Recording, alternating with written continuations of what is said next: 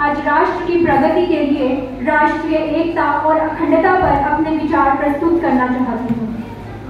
हिंद देश के निवासी हैं हम, सब जन एक हैं, रंग रूप भाषा चाहे अनेक हैं। संविधान के अनुच्छेद 1 के अनुसार इंडिया अर्थात भारत राज्यों का संघ है। राष्ट्र के 3 अनिवार्य अंग हैं, भूमि, निवासी और संस्कृति। राष्ट्र भूमि माता के तुल्य है। माता भूमि पुत्रो पृथ्व्या, माता भूमि पुत्रो पृथ्व्या, यह भावना राष्ट्रीय अखंडता के लिए परम आवश्यक है, जो कि भारत को एक राष्ट्र का रूप देती है। भारतीय संस्कृति अनेकता की एकता की साधना है। भारतीय संस्कृति अनेकता में एकता की साधना है। उत्तर में हिमालय की हिममंडित गगनचुंबी चोटियां, उत्तर में हिमालय की हिममंडित गगनचुंबी चोटियां, जिस पर श्वेत बर्फ चांदी के समान चमकती हैं। 3 ओर से समुद्र जिसके चरण पखारता है, गंगा यमुना जैसी नदियां जिसके हृदय का कंठहार है। जहां सूर्य की किरणें केसर के फूलों की तरह शोभा बरसाती हैं, ऐसा देश है भारत।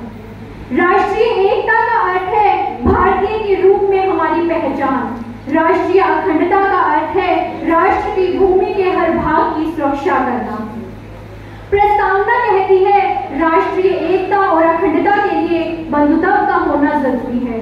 एकल नागरिकता के तंत्र के माध्यम से भाईचारे की भावना को प्रोत्साहित करना है, जिसमें हर व्यक्ति का गरिमापूर्ण जीवन तथा देश की एकता और अखंडता शामिल है। हमारे संविधान की प्रस्तावना में अखंडता शब्द को 42वें संविधान संशोधन 1976 में जोड़ा गया। आखिर इसकी क्यों जरूरत पड़ी? क्योंकि किसी भी राष्ट्र के समक्ष अपनी संप्रभुता और स्वतंत्रता को बनाए रखना पहली प्राथमिकता होती है। सुरक्षा और व्यवस्था को बनाए रखने के लिए सुदृढ़ता और स्थायित्व प्रदान करने हेतु आंतरिक एवं बाहरी सुरक्षा का होना आवश्यक है। भारतीय रियासतों के भारतीय एकीकरण के संघ में शामिल करने के लिए भारत के लौह पुरुष सरदार वल्लभ भाई पटेल जी ने अहम भूमिका निभाई। 31 अक्टूबर 2015 को पटेल जी की 140वीं जयंती पर एक भारत श्रेष्ठ भारत कार्यक्रम का आयोजन किया गया, जिसके अंतर्गत हर एक राज्य अपनी संस्कृति, पर्यटन और संस्कृति के प्रचार प्रसार हेतु अन्य राज्य के साथ सहयोग करेगा। इससे भारतीय शासन के संघात्मक ढांचे को भी बल मिलता है। देश की एकता और अखंडता में राष्ट्रीय अखंडता के दोनों मनोवैज्ञानिक और सीमाई आयाम शामिल हैं।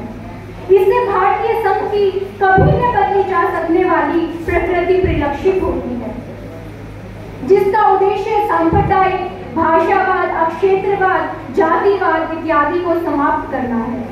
उदाहरण स्वरूप आज भी देश में गोरखालैंड, ग्रेटर नगालैंड, कश्मीर जैसे अक्षेत्रों में आंदोलन किए जा रहे हैं, जिसका उद्देश्य यही है कि भारत में अलगाव और बिखराव को फैलाया जाए।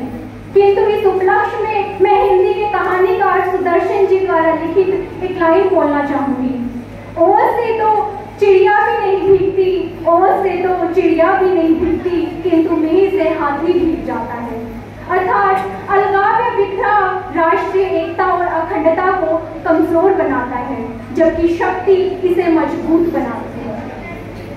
उल्लेखनीय है कि स्वतंत्रता, समानता और बंधुत्व के पश्चिमी विचारों ने 19वीं सदी के भारतीय समाज के पुनर्जागरण में महत्वपूर्ण भूमिका निभाई। तत्कालीन समाज में विभिन्न प्रकार की समस्याएं प्रचलित थी, जैसे कि बाल विवाह, भ्रूण हत्या इत्यादि। इन सभी को विभिन्न समाज सुधारकों द्वारा बल देने और भाईचारे की भावना से एकजुट करने के कारण ही समाप्त किया जा सका, जिसके परिणाम स्वरूप हमारे देश में राष्ट्रवाद की भावना का प्रसार हुआ। फलस्वरूप 1857 की क्रांति, 1947 की आजादी की लड़ाई, 1965 का भारत चीन युद्ध, 1971 का भारत पाकिस्तान युद्ध में भी हमने जीत हासिल की। अर्थात एकता में बल है। अखंड भारत हमारे हिंदुस्तान की अमूल्य संपदा है, जो कि निम्नलिखित रूप से हमें सशक्त बनाती है। यह समाज में सकारात्मक प्रभाव को जन्म देती है तथा हमें सतत विकास के लक्ष्य की ओर ले जाती है। अंत में कहना चाहूंगी, ना ही वो हिंदू लिखेगा, ना ही वो मुसलमान लिखेगा, एकता का गीत हर जवान लिखेगा। धर्म, भाषा, मजहब और मुल्क में तो हमने इसे बांटा है। धर्म, भाषा, मजहब और मुल्क में तो हमने इसे बांटा है। बिखरेगा खून सरहद पर तो हर जवान लिखेगा, हर जवान लिखेगा। जरूरत है हमें संकल्प लेने की, इंडिया विजन 2047 तक भारत को आत्मनिर्भर भारत बनाने की, एक भारत श्रेष्ठ भारत बनाने की, स्वस्थ भारत स्वच्छ भारत बनाने की। धन्यवाद।